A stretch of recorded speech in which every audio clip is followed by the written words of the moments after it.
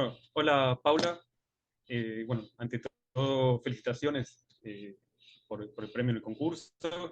Eh, Fue un placer leer tu libro. Así que bueno, vamos a aprovechar este espacio para charlar un poco sobre él, si te parece bien. Bárbaro, ¿qué tal? Gracias.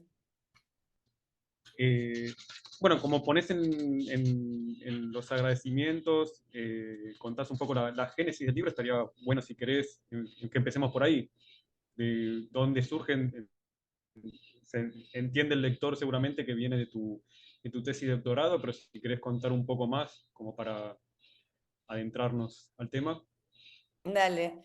Sí, bueno, el libro que es La vía subterránea, vanguardia y política en el cine, en el cine under argentino de los años 70, en realidad es como una suerte de resumen o de texto un poco más abreviado de la tesis, que es una tesis que yo de doctorado que comencé, sí, alrededor del 2008 en el marco de investigación de un grupo liderado por Ana Laura Luznich, que estaban trabajando sobre cine político.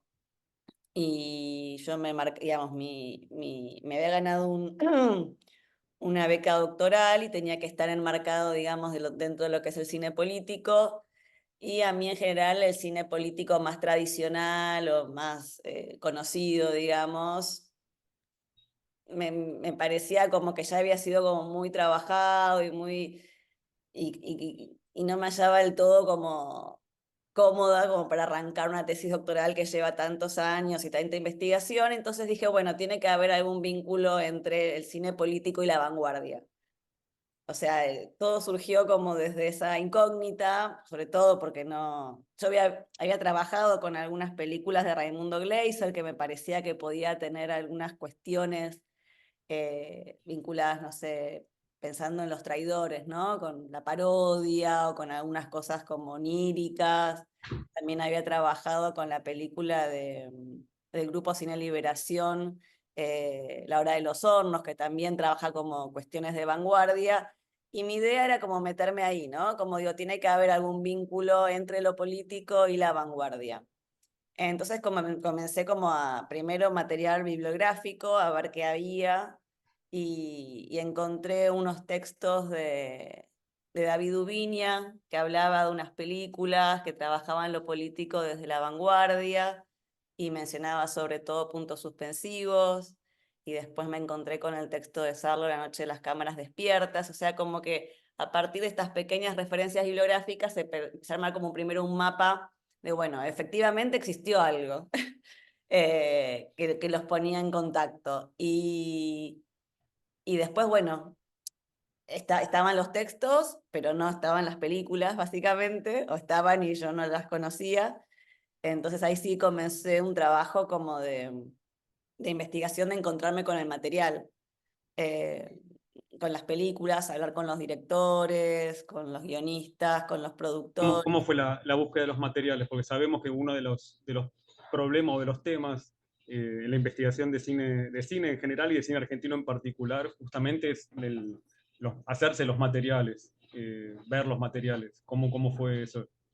Totalmente. Vos pensás que si las películas como más clásicas o más conocidas, digo, es como un problema muchas veces porque digo, no hay como un acervo audiovisual del cine argentino. Estas películas que eran muy chiquititas, que incluso muchas ni siquiera se estrenaron, llegaron a estrenarse, era ir directamente a las fuentes, o sea, agarrar a la vieja usanza la guía y empezar a contactarse, bueno, con los directores, y una vez como que ya empecé con el circuito, como es todo un grupo que se conocían entre ellos, eran amigos, ellos mismos me iban pasando los contactos de otros directores. eh, Igual, o sea, por ejemplo, no sé, de puntos suspensivos, me acuerdo que fue David el que me dio un VHS de puntos suspensivos que le había conseguido. También en ese momento se había estrenado un documental que se llamó La noche de las cámaras despiertas, de Andrade y Cruz. Fui a hablar con ellos y ellos tenían ya un montón de material digitalizado para la película. Entonces muy gentilmente también me lo cedieron y pude verlo ahí.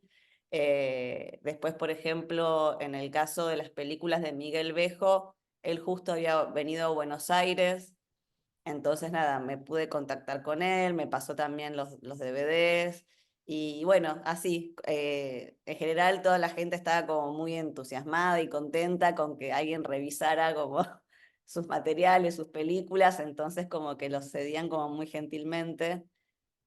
Y también los entrevisté, cosa que me parecía fundamental como para entender un poco cuál era el lugar que ellos ocupaban o cómo era que vivieron aquellos años. Me parecía que era como parte, o una pata importante dentro de lo que era mi investigación, no solo acercarme a las películas, sino entender un poco el contexto, el clima, bueno, dónde se ubicaban ellos en ese momento. Así que sí, fue un laburo como muy arduo, pero a la vez muy gratificante porque, bueno, porque las personas que estaban involucradas ahí, nada, son gente como muy abierta, con mucho sentido del humor, que todas esas cosas uno las puede ver en las películas, y después cuando te encontrás con los directores te das cuenta que tiene una razón de ser porque era gente como, nada, muy talentosa y a la vez con muchas preguntas, no tanto con tantas respuestas, sino con muchas preguntas y también como muy inteligentes y con una mirada bastante, eh, sí, no tan dogmática, sino muchas veces como crítica y todo eso me parece que sumó para dar un contexto de época, que era lo que yo quería hacer en el libro. Acusado de delitos, si bien no previstos en el Código Penal establecidos en las actas del superior gobierno. Y solo este hombre, al ser declarado culpable, ha de asumir una responsabilidad que en el presente caso es solo individual. El hecho que de ese hombre sea considerado monopolista es nada más que una circunstancia incidental. Sobre otro tipo de especificaciones no cabe en esta causa pronunciamiento alguno. No se puede sostener que dentro de la misión monopolista en todos los casos figure la intervención, la labor y planificación del superior gobierno. Por tanto, no puede sostenerse que esta Corte menoscabe el legítimo derecho de invertir para crear. Soy occidental y cristiano. Soy un técnico representativo.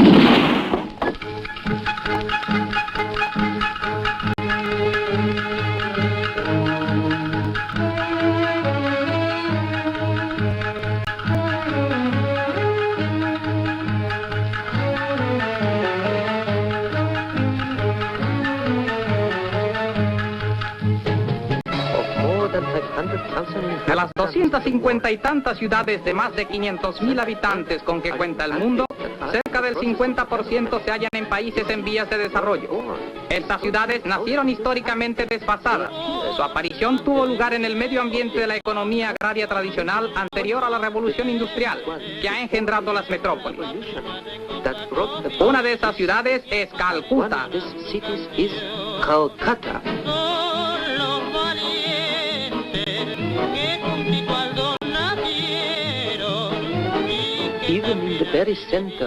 El distrito metropolitano de Calcuta, el mayor centro urbano de la India, contiene casi 7 millones de personas, apiñadas en un espacio de 400 millas cuadradas. Calcuta no es ya solo un enorme puerto de mar y un centro de creciente matización manufacturera. Es también la capital cultural del pueblo de habla bengalí, situado en la parte oriental del subcontinente indio.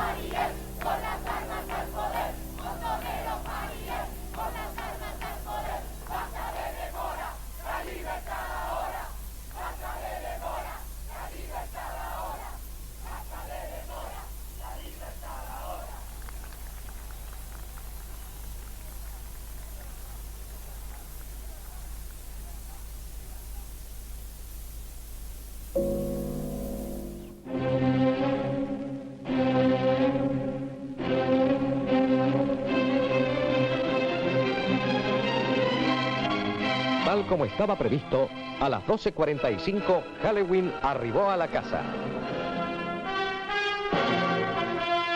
Pese a la expectativa creada, no se produjo ninguna alteración del orden.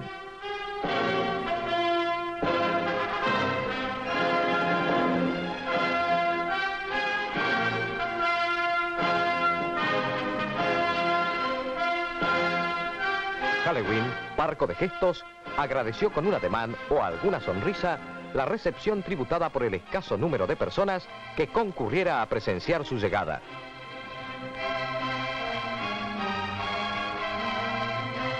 En el transcurso del acto, hizo uso de la palabra uno de los organizadores de la recepción.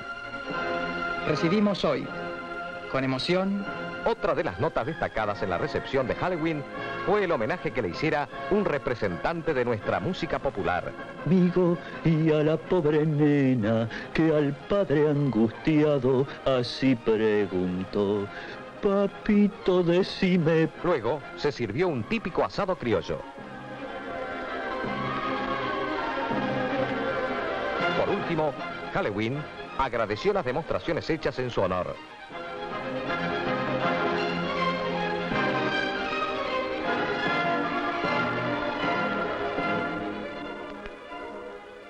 Una breve pausa comercial y el acostumbrado comentario a cargo de nuestro cronista deportivo con las informaciones de los partidos jugados esta tarde. Y contame, porque cómo armaste, o sea, como vos señalás en el libro, o sea, no, digamos, no, el cine under, digamos, no era un grupo, no era, no sé, el grupo Cine Liberación o el cine de las bases, sino que eran más bien realizadores sueltos que a su vez muchos venían de la publicidad, entonces era como de lo comercial pasar a lo no comercial. ¿Y cómo trabajaste?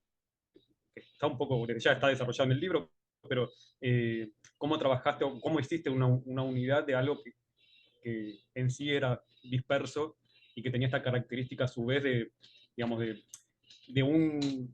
Porque no era un cine amateur, digamos, no es que eran gente que se juntaba un sábado a agarrar la cámara y ver qué salía, sino que era gente que tenía una experiencia, ¿no? Al venir de la publicidad, de alguna manera hay un conocimiento. Entonces, ¿cómo fuiste armando esta unidad de algo que no la tenía, digamos? O que Claro, la tenía de manera dispersa. claro.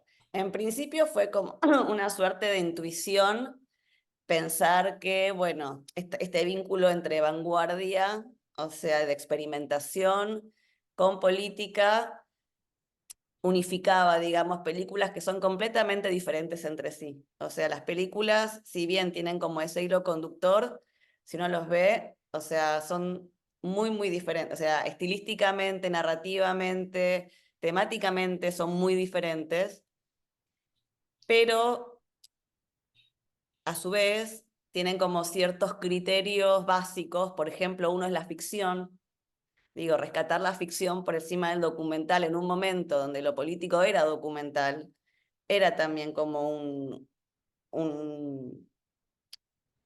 como una bajada ideológica. Digo, no creo que haya sido casualidad. Después, como vos decís, la mayoría venían del ámbito publicitario, o sea, tenían el oficio publicitario, y eso se ve también en las películas. Es como vos decís, o sea, si bien son películas under muy chiquitas, hechas con muy, muy poco dinero, digo, hay una idea de lo que es el lenguaje audiovisual muy claro, y también justamente poder jugar con eso. Digo, porque hay una experimentación con el lenguaje audiovisual que queda muy claro en las películas. Y por el otro, que hay como un Claro, grupo de... eso vos marcás que ahí justamente es una de las diferencias entre el cine militante, digamos, la experimentación que no estaría en el cine militante, mientras que aquí sí está presente.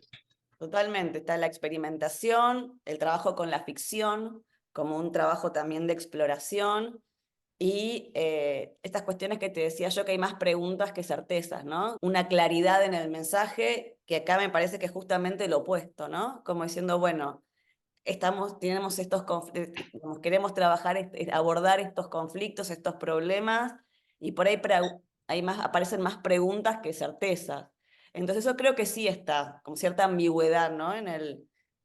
igual vuelvo a repetir, hay directores que esto que es más evidente que otros, pero aún así me parece que hay como una idea de exploración y de búsqueda que al no estar enmarcados dentro de un cuadro político o tener como una finalidad, porque digo, el cine militante tenía una finalidad que era una apoyatura a una determinada acción política, y esto acá ellos se corrían completamente de eso, entonces le daba más libertad a la hora de explorar ciertas cuestiones.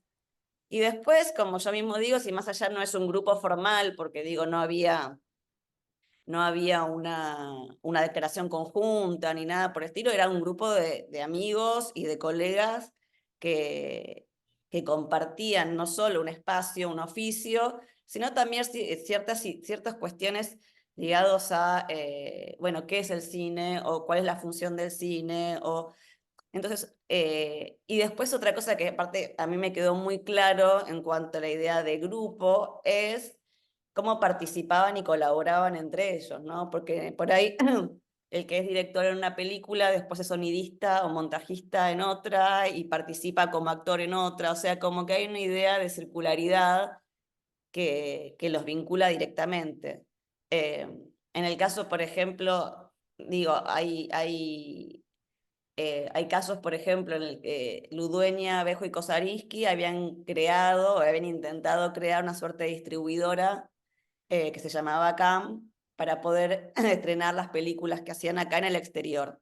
Si bien eso nunca se llevó a cabo, digo, ahí te da cuenta un poco del marco de cooperativismo entre ellos que existía, porque había como una idea de poder escalarlo un poco más. Después, bueno, estamos en los años 70, la situación se tornó como muy complicada a fines de los 70. Ellos empiezan a hacer sus películas en 1970. En el 73 parecería como que hay una apertura y como que se empieza a trabajar más, y después, un año después, ya queda claro de que no va a ser así. Entonces todas estas ideas que yo en una parte del libro también menciono un montón de proyectos que ellos tenían que quedan inconclusos porque la situación del país se torna bastante compleja. Entonces, pero si la historia argentina hubiera sido otra, probablemente ellos hubieran seguido trabajando más. Y volviendo un poco para atrás, si bien también está desarrollado en el libro, pero me parece que está bueno poder también comentarlo un poco más. Si bien es un cine que se va de alguna manera a oponer, o no oponer en el sentido que está en contra, sino que es un opuesto al cine militante, ¿cómo se vincula justamente la política o lo político en estas producciones? O sea, ¿cómo anclaste justamente Vanguardia? Creo que quizás es más sencillo de entender, pero justamente con un cine que de alguna manera rechaza un tipo de cine, ¿cómo entonces se engancha lo político en estas producciones? Claro. Sí, lo que yo sostengo en el libro básicamente es que lo político aparece como en diferentes capas. Por un lado, por ahí la más fácil de detectar es la capa temática. Son películas que hacen referencia. Digo, vista desde hoy por ahí es más difícil entenderlo, pero en el momento la gente que veía las películas hacían referencia directamente a la coyuntura política argentina de los años 70, ¿no? Desde personajes, situaciones, contextos, dirigentes. Digo, para toda aquella persona que haya vivido aquella época, esto es muy claro. Eh, y donde se hace hincapié, y me parece que es como el eje también de todo este cine, la idea de violencia, ¿no? Como hay un texto bastante interesante que habla como de que la violencia es como el sentido común de los años 70 en Argentina. Y ellos lo que intentan hacer desde un lugar, creo que político, es desnaturalizarla, ¿no? Ok, la violencia es es como partimos todos desde acá, y ellos intentan, desde maneras muy distintas, desnaturalizar esa violencia. Entonces, muchos lo hacen justamente como una agresión hacia el espectador.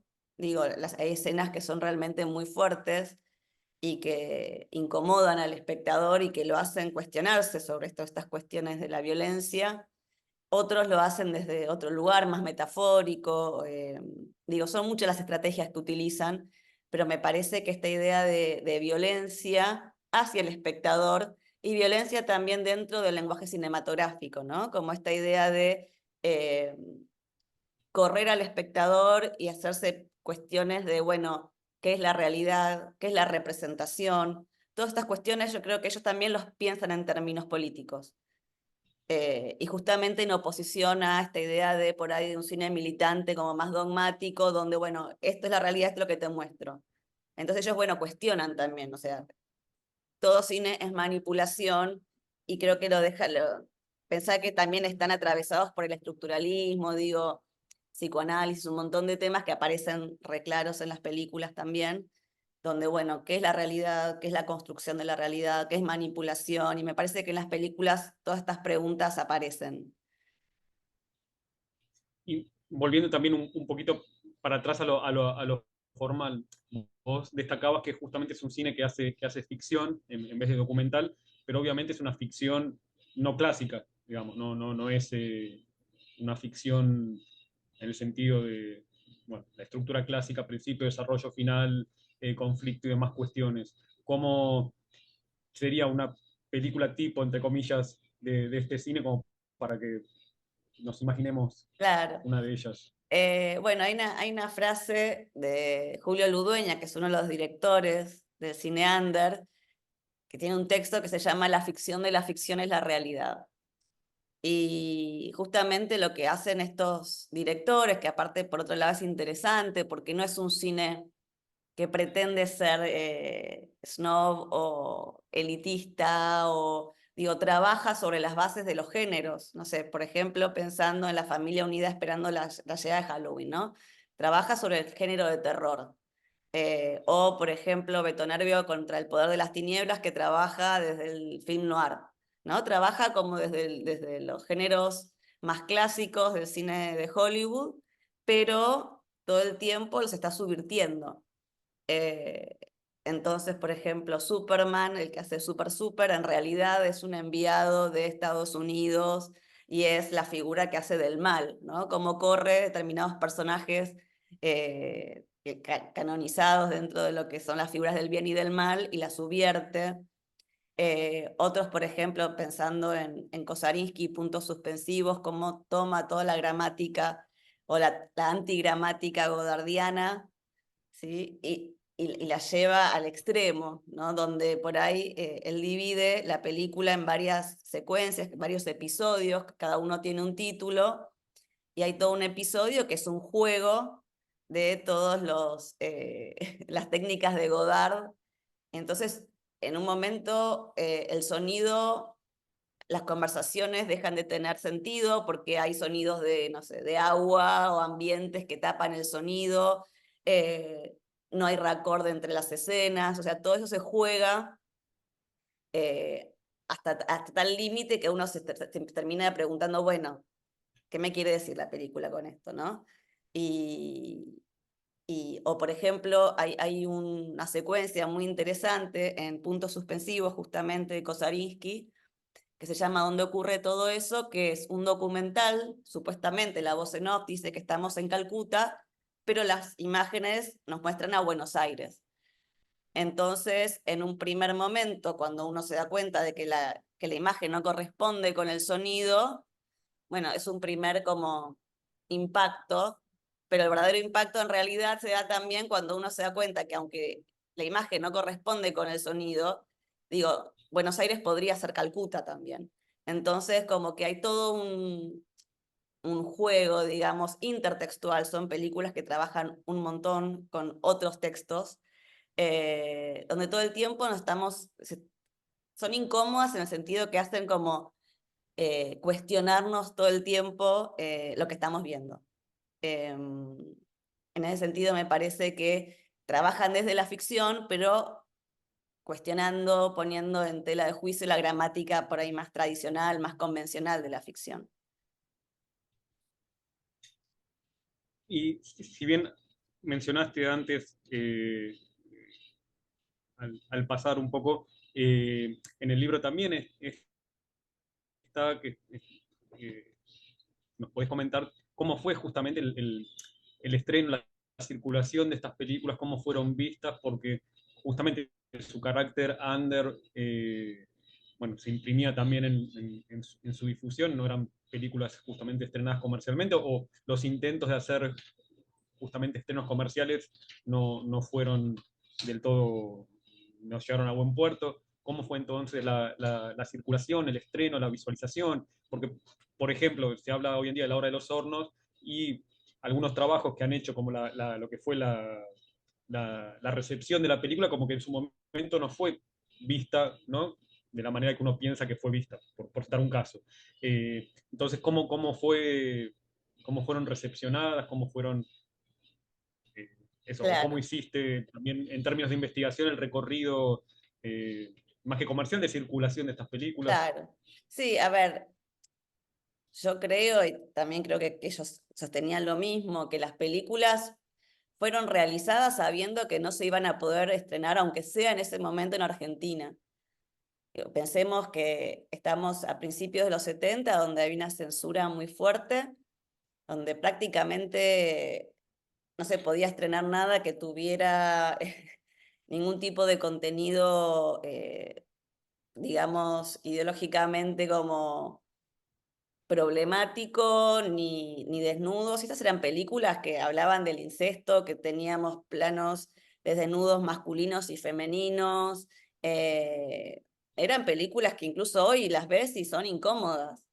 Entonces ellos sabían que esas películas no iban a poder estrenarse de ninguna manera en Argentina, y de hecho los estrenos que se hacían eran ellos en general el material lo procesaban en laboratorios Alex, que es donde ellos hacían publicidad, y los estrenos eran en la sala del laboratorio, donde invitaban a los amigos y conocidos a que vieran la película, y después la película hacía recorridos, sí, en festivales internacionales, donde les iba de manera dispar, digamos, sobre todo también por una cuestión muy coyuntural, que eran películas que hablaban directamente al público argentino. Eso también es extraño, son películas que eran como muy locales, que hablaban directamente al público argentino, un público que nunca llegaron, básicamente.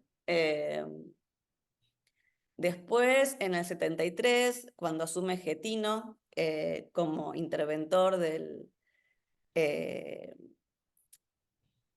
ahí hubo una suerte de liberación de las películas, algunas se llegaron a proyectar. Lo que pasa, lo que sucedía también es que eran películas que eran muy problemáticas, no solo dentro, digamos, de una estructura por ahí más comercial, que eran películas que obviamente no se iban a poder pasar dentro de circuitos comerciales, sino que también eran problemáticas para el circuito de cine militante.